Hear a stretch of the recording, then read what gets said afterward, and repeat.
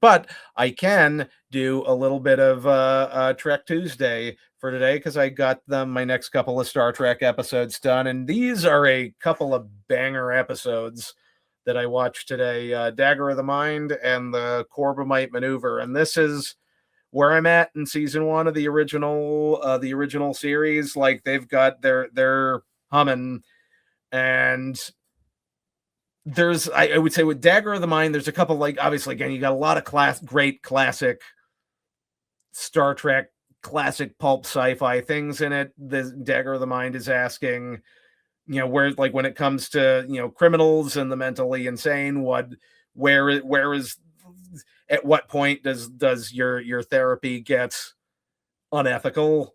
But the thing that sort of stuck with me from a storytelling perspective on this episode is saying things without saying things.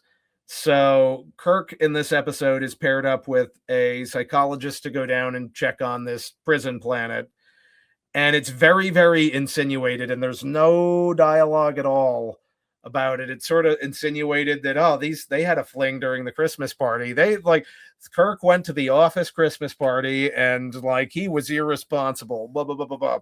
Nothing is said about it beyond like vague situational stuff, but the way it's done and the ways Spock's reactions are spectacular as well. Like the audience can just assume, like we all, like it's in vernacular enough to assume that it's like, oh, they had a fling at the Christmas party, and you can, it's a thing with writing. You can say zero things about a thing and get the audience on your playing field. And ultimately where that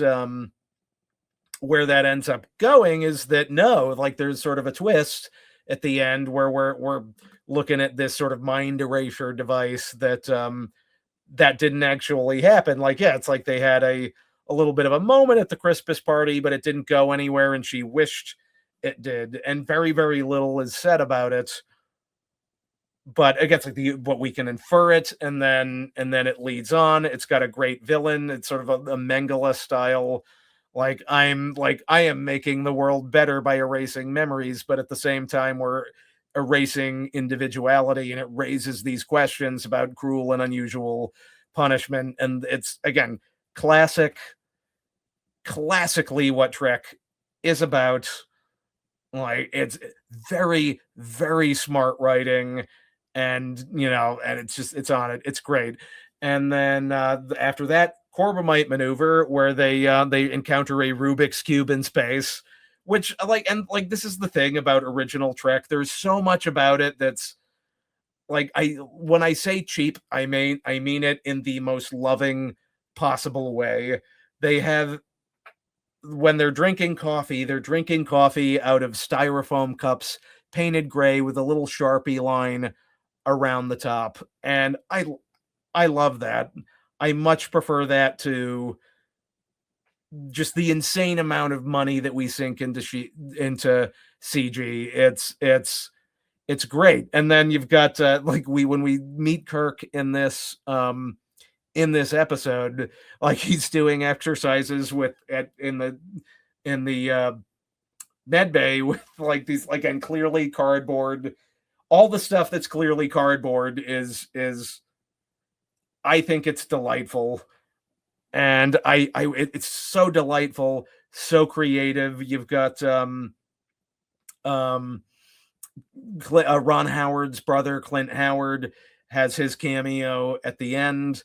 And it's like this, like ultimately this is like Corbomite Maneuver probably is the I would say anchor, like an anchor episode of what Star Trek is really about. And to seek out new life, new civilizations, and they find one that's going to test, that's testing them. Are you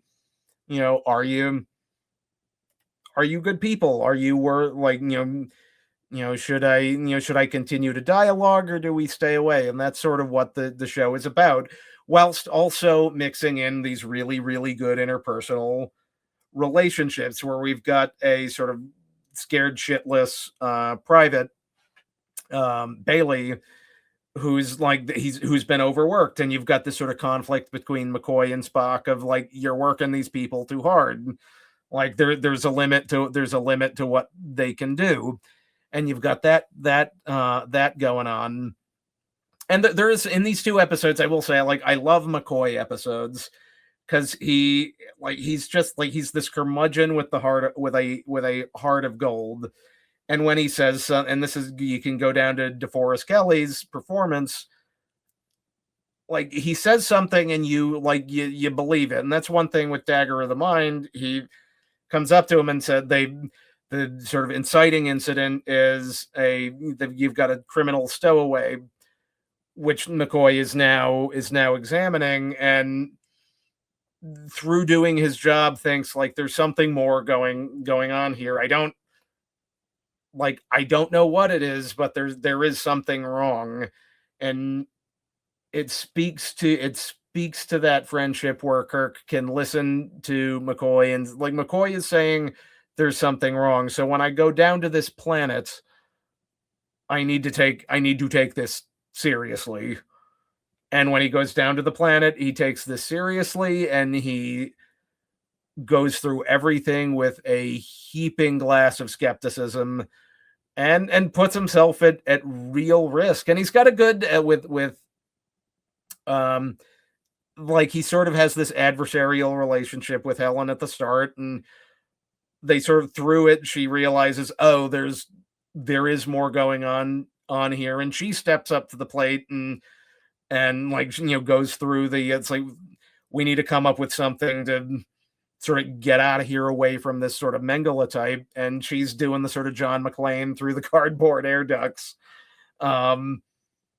shutting off the power and getting things done. And that was, you had, and again, it's like, this is where just like there have always been great female characters in film and television who are capable. It's just, you have to acknowledge that.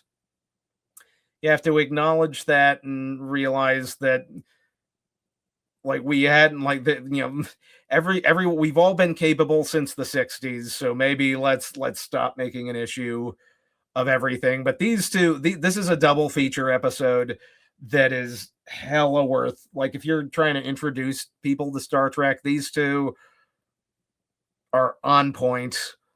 They're on point and really fantastic episodes. And it's like, I love, like, anytime Leonard Nimoy plays Spock is a good thing.